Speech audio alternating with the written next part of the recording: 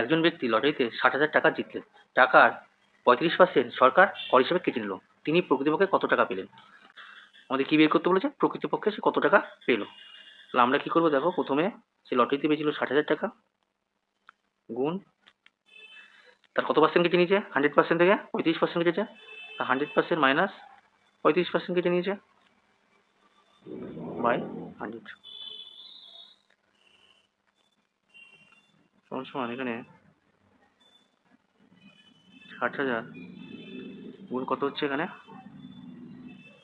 5, 4, 6, 65 by 100, 0, 0, 0, 0। এখানে 65কে 6 দিয়ে গুণ করি, 5, 6, 30-এর 0, 3, 6, 6, 36 আর 3, 39। এখানে দুটো শূন্য। তাহলে এই 35% কেটে নেওয়ার পরে ওই ব্যক্তি প্রকৃতপক্ষে কত টাকা পেল? 39,000 টাকা সে পেল। তাহলে আমাদের উত্তর কি হবে? বি।